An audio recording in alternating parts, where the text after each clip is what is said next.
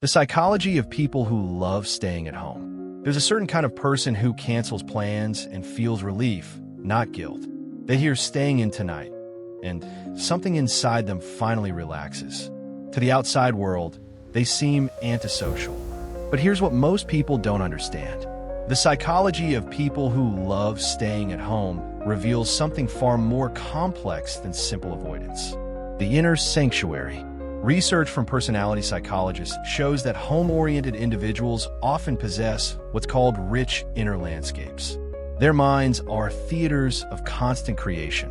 While others seek stimulation externally, these people generate it internally. Home isn't an escape from life. It's where their most authentic life happens. According to studies on temperament, their nervous systems are wired to process experiences more deeply, which makes familiar environments feel less like limitations and more like liberation. The energy equation.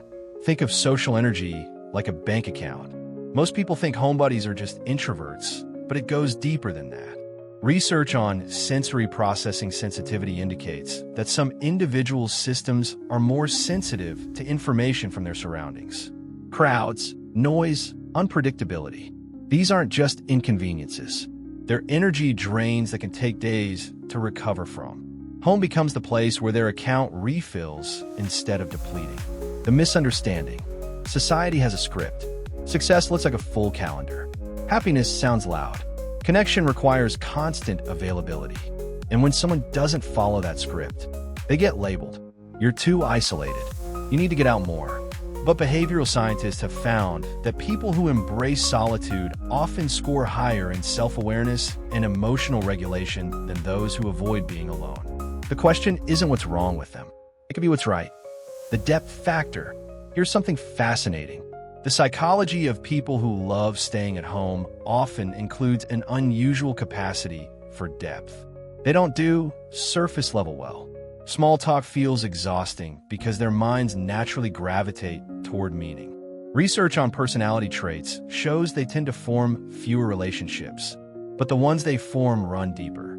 They're not collecting contacts, they're cultivating connections. And in a world optimized for breadth, they've chosen depth instead. The creative correlation. Studies from creativity researchers consistently show a pattern. Many artists, writers, and innovators throughout history were home-oriented, not because they hated people, but because solitude gave their ideas space to grow. The quiet isn't empty. It's full of thoughts becoming theories, observations becoming art, feelings becoming understanding. Some minds need silence the way plants need soil. The protection paradox. So what are they protecting by staying home? Sometimes it's sensory peace.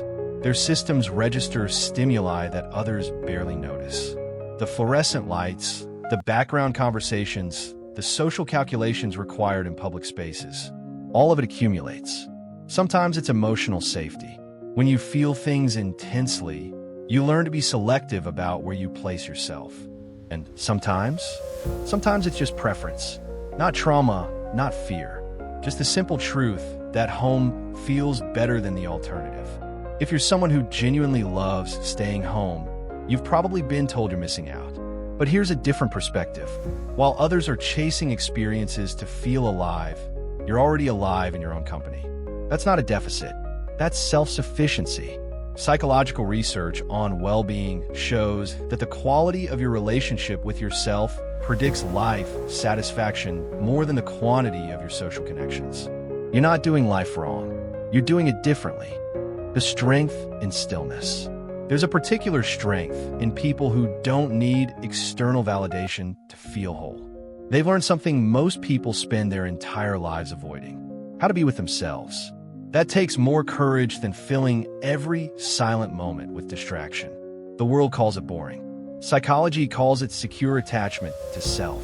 Which perspective feels truer to you? The closing truth. The psychology of people who love staying at home isn't about limitation.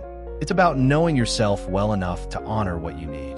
So, if home is where you feel most yourself, stay there without apology. Build your inner world. Create your sanctuary. And when you do step out, it'll be because you want to, not because someone convinced you that your way of living was wrong. If this resonated with you, There are others like you here. You're not alone in loving your solitude.